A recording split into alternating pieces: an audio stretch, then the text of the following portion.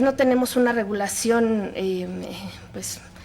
óptima, podría señalarlo, de los bienes de la propiedad, de tal suerte que no tenemos en todos los registros públicos actualizados todo el padrón en un 100% de los bienes que son de propiedad privada. No solamente el tema ejidal nos está impactando, nos impactan también los bienes irregulares. Estos bienes que tenemos incluso, o sea, no estamos hablando de pequeñas poblaciones en la sierra, estamos hablando de Metepec, de Toluca, de Nezahualcóyotl, Tlalnepantla, que son pues municipios cercanos, que es zona conurbada, donde hay bienes que no están registrados en los institutos de registro público. No podemos ejercer la acción, lo hemos intentado sin que hayamos tenido autos admisorios de demanda, nos han desechado esas demandas, señalando que nos faltan 2 elementos que hoy señala la ley en su artículo 20, fracción cuarta, que es un certificado de libertad de gravámenes y y el registro, la constancia de registro público. Sabemos que eso no es una limitante para la delincuencia, para obtener los bienes. Ellos tienen en su poder esos bienes que adquieren mediante actos privados, no formalizan ante notario público. Hay algunos que incluso fueron celebrados ante notario público, pero no están registrados. Entonces, no tenemos ese documento. Repito, son bienes irregulares, pero que son propiedad privada, que no estamos metiéndonos específicamente en un tema de propiedad social, es propiedad privada, que ellos están adquiriendo, están utilizando, les está generando riqueza. Incluso hay bienes que son utilizados para comercio, que son irregulares, que cuentan ellos con autorización de las autoridades administrativas y sin embargo no podemos nosotros extinguirlos aun cuando hay pleno dominio de esos bienes, porque tenemos esta limitante que nos está en una interpretación a ese artículo por parte del juzgado, nos limita el ejercicio de la acción. Entonces yo creo que esa revisión integral que se hizo a la legislación con la que contamos hoy y la propuesta de una reforma también integral, no solamente de la ley secundaria, sino de la Constitución, nos va a permitir tener unos resultados óptimos, incorporar a los resultados que hemos estado dando estos bienes, que es una modalidad que va en aumento, ¿no? O sea, la delincuencia va un paso adelante. Ellos dicen, esta o no está siendo atacado, lo ocupo.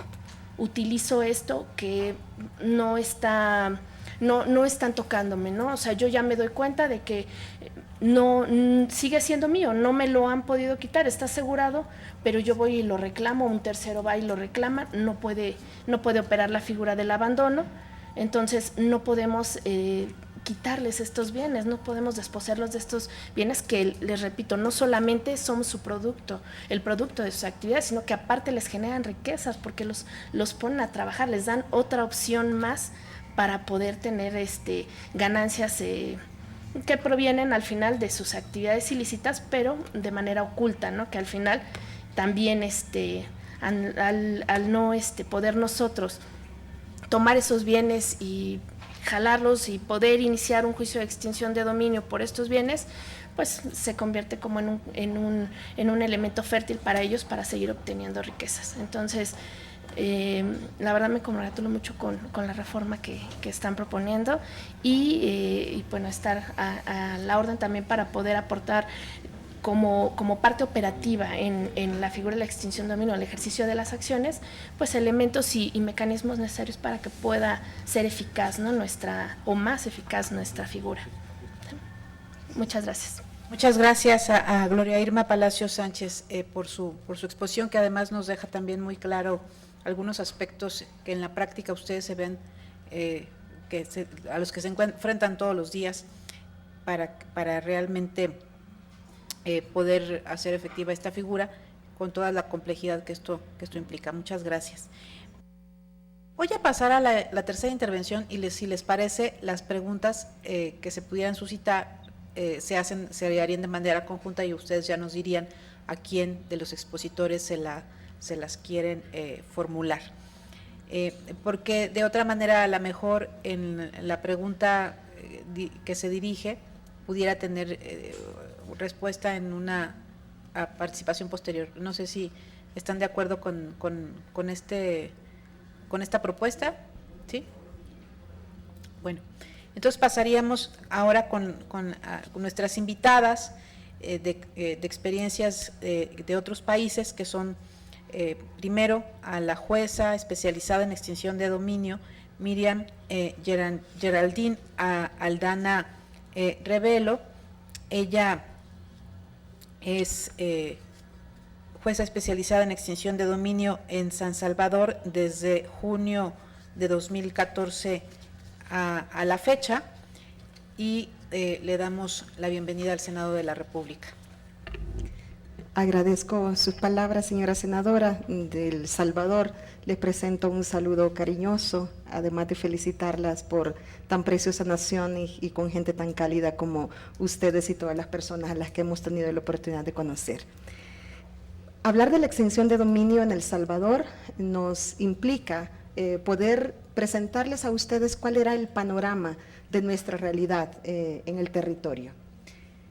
De manera ilustrativa, las imágenes que ustedes están viendo nos están reflejando cuál es nuestra realidad en el país.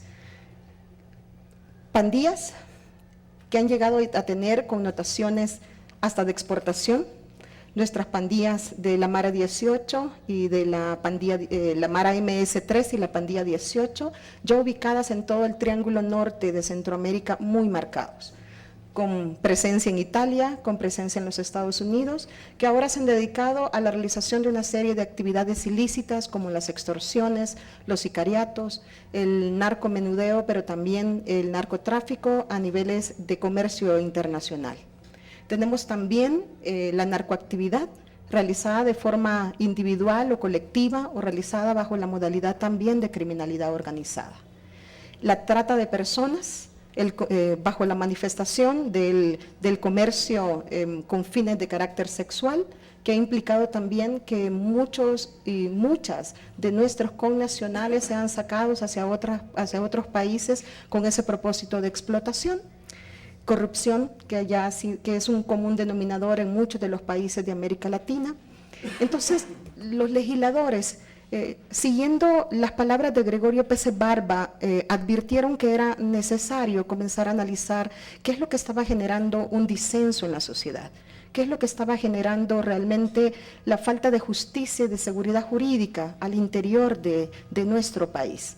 Y la primera reflexión que hicieron es darse cuenta que a raíz de todas estas actividades a las que estamos hablando, de maras o pandillas, de corrupción, de criminalidad organizada, de criminalidad asociada o de criminalidad individual, estaba generando un alto poder económico. Y por supuesto, al generar un alto poder económico, no solamente traía consigo la necesidad de comenzar a lavar el dinero, sino también la necesidad de estos grupos de poder de mantener su status quo. Y para poder mantener su status quo era necesario comenzar a utilizar manifestaciones de violencia al extremo.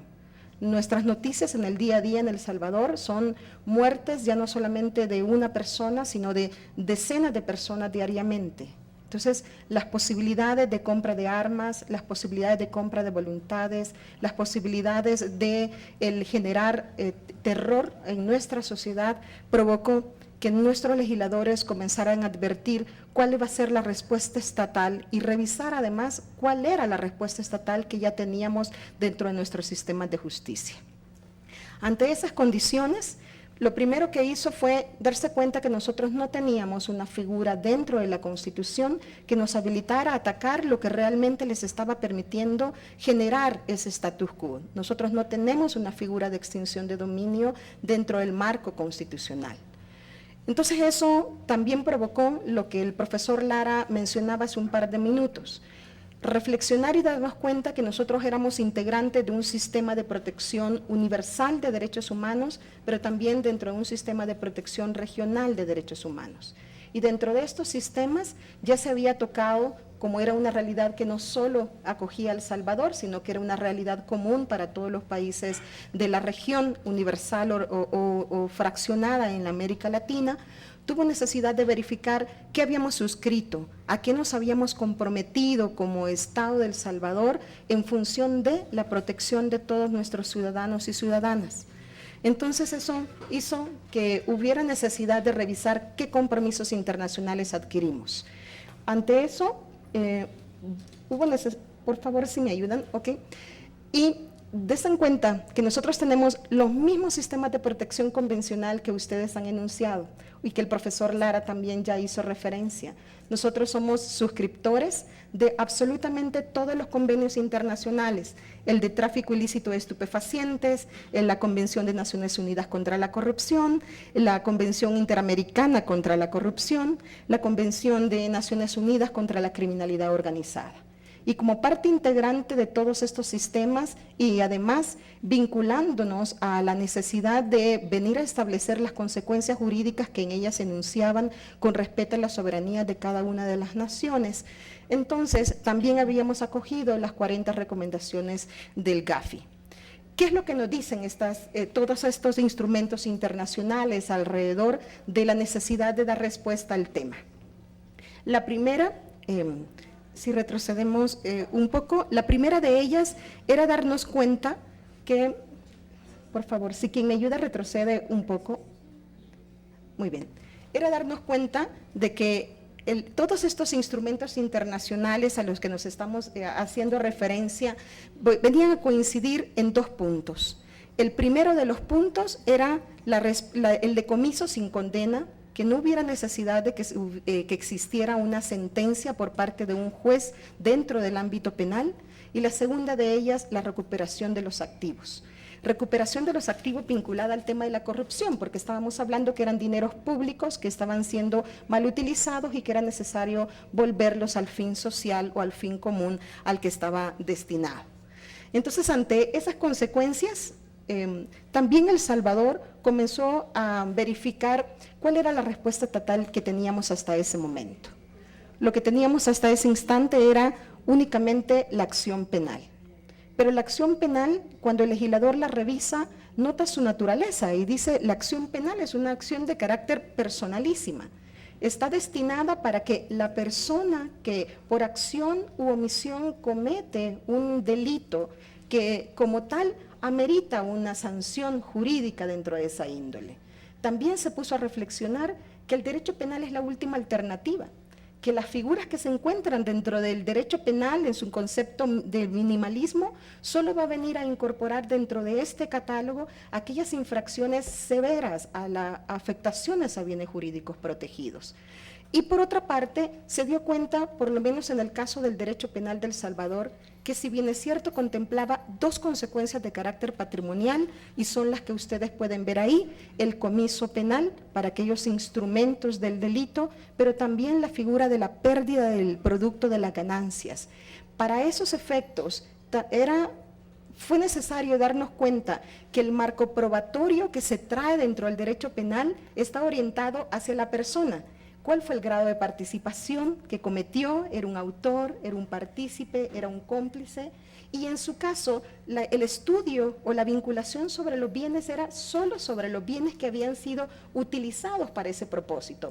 El vehículo, la casa, pero no todo aquello que estaba generando ganancias alrededor, no sobre todos aquellos bienes muebles o inmuebles que producto del lavado de dinero se estaban viniendo a acumular en manos propias del directamente vinculado con la acción delictiva, o se estaban siendo ubicados en manos de testaferros alrededor del tema.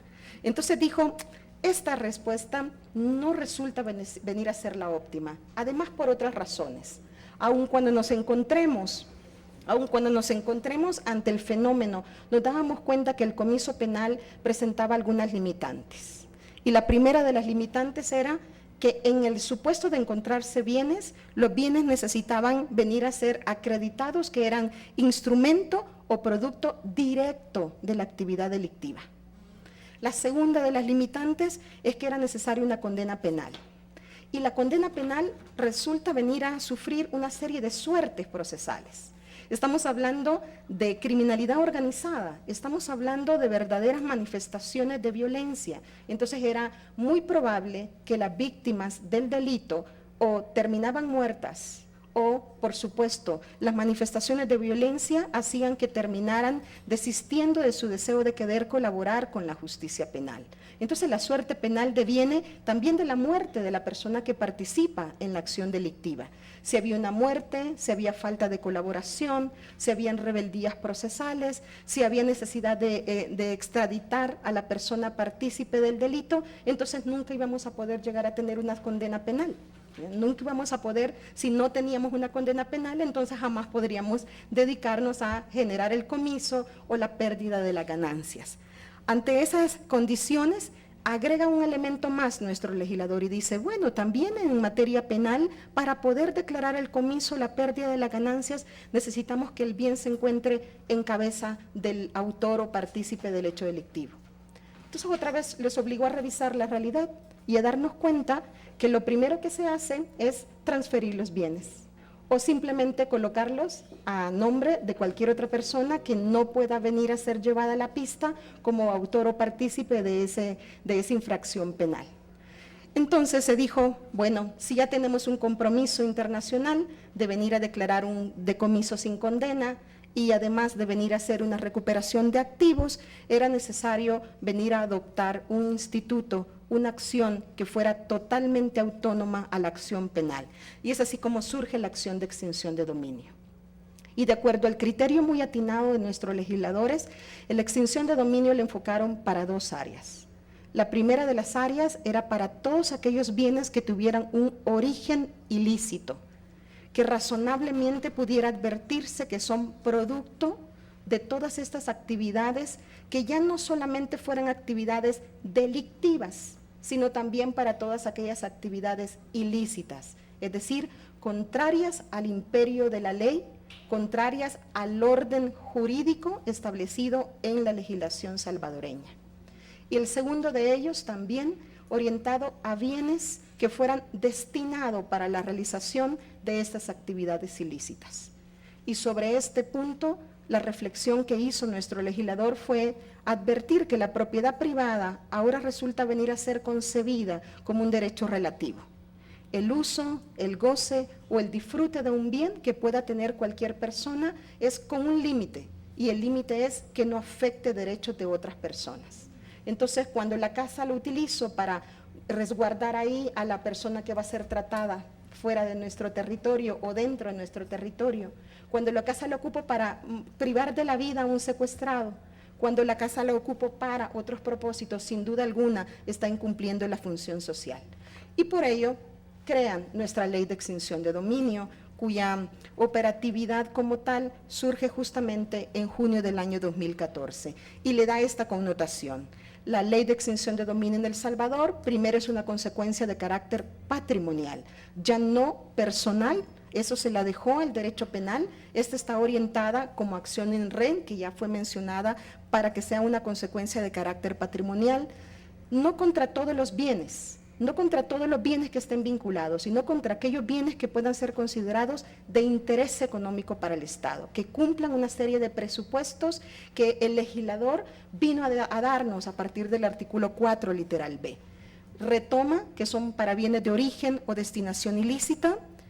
Además, advierte que ya no solamente es para delitos, sino para actividades ilícitas, que en breve me referiré a ellas, no son en catálogo cerrado, sino son en números apertus, sino va a venir a permitirnos que la aplicación de la acción de extinción de dominio ya no se limite nada más a las conductas consideradas dentro del Código Penal como delitos. Y por supuesto sin compensación ni contraprestación alguna, sin que por ello se convierta en una confiscación, porque nuestra Constitución prohíbe las confiscaciones, sino bajo la idea de un juicio oral, público, con todas las garantías que los pactos internacionales y nuestra Constitución de la República ya lo venía a establecer. Pero además está orientada contra los titulares de los bienes o contra las personas que se comporten como tal, porque el propósito justamente de las ilicitudes es ocultarla, es no inscribirla en los registros públicos, es tratar de que se pueda identificar quién es el titular del bien. entonces no importa, lo importante es que va dirigida contra la persona que se muestre como titular de los bienes. Y es por eso que nuestro artículo 5 de la Ley de Extinción establece todo este catálogo de actividades ilícitas. Algunas de ellas, las más recurrentes, las más graves contra la institucionalidad del Estado, lavado de dineros, trata de personas, corrupción, pero ustedes advertirán que la última parte de nuestro artículo 5 deja la posibilidad de un número apertus. Va dirigido contra todos aquellos bienes que generen un incremento patrimonial no justificado y que no solamente sea realizado bajo la modalidad de criminalidad organizada, sino para las criminalidades realizadas de forma individual, de forma asociada y por supuesto aquellas que tengan una mayor connotación. Y definió cuáles serán estos bienes de interés económico. Note que en las primeras dos categorías hay claramente una manifestación económica, valores de alto precio o valor pecuniario, también de fácil administración, pero en esa categoría se encuentra un tercer rubro, que son aquellos bienes que cumplan un interés estatal, que cumplan un fin preventivo general, que den un mensaje a la sociedad que la criminalidad o las actividades ilícitas no generan ningún beneficio. Y le reconoció estas características que ustedes están viendo en la diapositiva. Y quiero referirme con especial énfasis a la autonomía, porque la autonomía tiene una serie de manifestaciones. Hay una autonomía normativa, hay una ley especial que regule la materia, hay una autonomía en la promoción de la acción, no necesitamos que haya una promoción de la acción penal, puede ser simultánea a ella, pero tampoco puede ser que la acción penal se promueva por las razones que estamos indicando, porque pendan de otras decisiones de carácter administrativo o jurisdiccional que impidan promover la acción penal. Una también autonomía jurisdiccional, tenemos jueces especializados, en este caso solo su servidora por el momento, una autonomía investigativa, que el fiscal de extinción de dominio pueda dirigir su propia investigación. Y eso es así porque tiene un objeto totalmente diferente. Aquí no se trata de encontrar a una persona responsable, sino de identificar cuál es la relación de un bien con una actividad ilícita. Entonces, ante eso, reconoce la autonomía de la investigación y reconoce también una autonomía procesal. Tiene sus propios procedimientos, tiene sus propias etapas dentro de ella, con los derechos y las facultades que le corresponden a los abogados. En esa línea de la misma autonomía, el marco probatorio, el marco investigativo va a venir a permitirles cumplir con este propósito. Identificar que existe un bien, identificar que hay una persona que es el titular o que ostenta o se comporta como tal titular, acreditar una actividad ilícita de innúmeros apertus, como lo han advertido, el nexo entre el bien y la actividad ilícita y, por supuesto, acreditar uno de los supuestos legales contenidos en la norma, o de origen o destinación. Y si es una persona distinta al que realiza la actividad ilícita, pues sin duda alguna establecer el nexo entre el titular y la persona que está realizando esa actividad ilícita. Y además le reconoció estas otras características importantísimas para la extinción de dominio, la imprescriptibilidad y la independencia. Al margen de eso, tribunales constitucionales internacionales han referido ya que más que imprescriptible, la acción de extinción de dominio resulta venir a ser una acción retrospectiva, porque el derecho, para quien lo adquirió de forma ilícita, realmente no existe, es un derecho aparente. Y para aquellos a los que sí tuvieron un nacimiento de un derecho, el uso sin la función social también resultará venir a generar una consecuencia general. Cuando nuestro legislador reconoció estas características, esto nos ha permitido venir a presentarles nuestras estadísticas generales. Dentro de los 2 años de funcionamiento de nuestra acción de extinción de dominio, las cifras oficiales presentadas han sido las siguientes: 71 procesos de extinción, de los cuales tenemos a la fecha ya 32 sentencias dictadas en este periodo. La oralidad, la publicidad, la concentración de los debates nos ha permitido también poder afirmar que nuestros procesos son muy céleres. La duración media del trámite procesal en extinción en El Salvador dura aproximadamente entre 90 a 120 días. y los bienes sujetos a la acción de extinción de dominio sobre los que ya media una decisión judicial, como ustedes lo pueden advertir, a esas alturas son de más de $1 millón que se han extinguido. Tenemos a la fecha 33 bienes inmuebles con valores aproximados, todavía no tenemos el avalúo total de ellos, pero que ascienden a más de $1.2 millones. Tenemos 9 vehículos, objetos de metal y bienes diversos, incluyendo un derecho personal de crédito por $124,000. Y la totalidad de los bienes entre los procesos extinguidos y los procesos que aún se encuentran en trámite va a venir a darnos esta cifra. Más de $2 millones sujetos ya a la acción de extinción de dominio, 82 bienes inmuebles que están valorados parcialmente en más de $4.8 millones, 87 vehículos, 13 movientes, otros bienes, porcentajes societarios, porque nos hemos encontrado con esas formaciones de sociedades aparentes para venir a permitir el lavado de activos y, por supuesto, el derecho de crédito al que nos referimos. Esta es nuestra realidad. Creemos que el acierto de nuestro legislador para poder tener en tan poco tiempo la respuesta que nos hemos enfrentado pende mucho de la total autonomía de la acción de extinción de la acción penal. Tiene sus propias particularidades, tiene su propia naturaleza, entonces hay que habilitarle de todos esos elementos que le permitan en verdad cumplir con la eficacia a la que se ha generado. Buenos días. Muchísimas gracias por su participación y bueno, pues creo que ha sido muy orientador todas las reflexiones que nos ha presentado usted en esta exposición. Y paso a continuación a la última intervención de los invitados que tenemos el día de hoy, y sería a la jueza Ana Isabela Guerra Jordán, jueza especializada en extinción de dominio en Guatemala. Muchas gracias y bienvenida. Gracias, buen día. Antes que nada, es un honor encontrarme nuevamente en México y en el Senado de la República Mexicana. Gracias a la señora senadora Pilar Ortega en especial por el esfuerzo que hace por crear un mundo diferente, un país diferente y enseñar que es posible la cultura del cambio. Voy a iniciar recordando que el ser humano es un ser gregario por naturaleza, con necesidades sociales cambiantes, que lo que es valioso en un tiempo deja de serlo en otro, y lo que antes no debía resguardarse, ahora debe realizarse. Todo ello, tal como indicaba atinadamente la senadora al inicio de la actividad, para garantizar el respeto, seguridad jurídica de las personas que habitan en cualquier territorio de la República y el irrestricto respeto a sus derechos humanos. Recordemos que Guatemala y México, al igual que El Salvador, tenemos realidades sociales comunes. Iniciamos siendo países de mero tránsito, de narcotráfico, de migrantes y de armas, tal como indicaba el doctor Lara durante su intervención.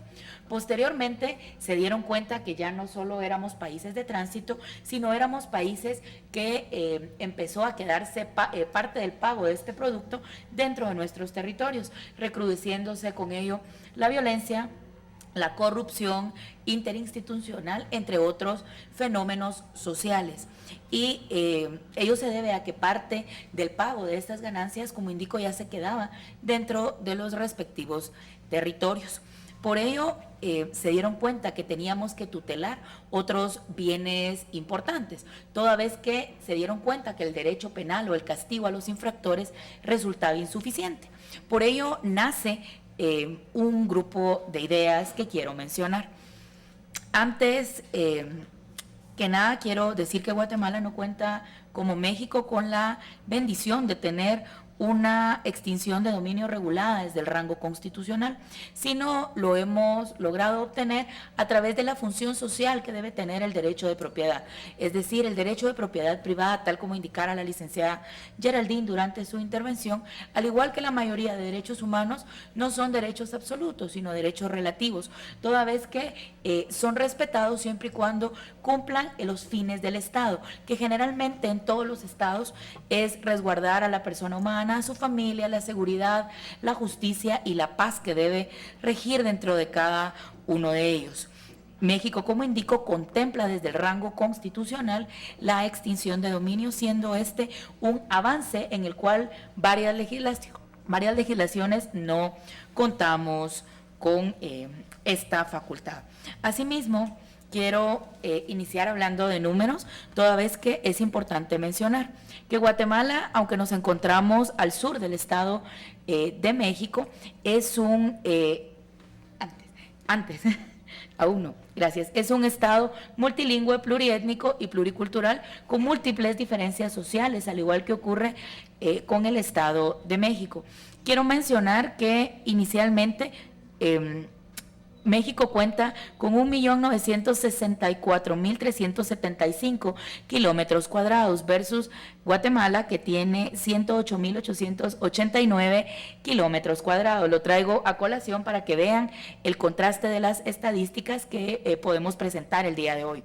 Asimismo, de manera no oficial, se habla que en México actualmente hay aproximadamente 127 millones de personas, versus en Guatemala, que hablamos de 16.34 millones de personas. Según el INEGI, en México hay oficialmente 119 millones y medio de personas aproximadamente, versus 15.7 millones que habemos en Guatemala.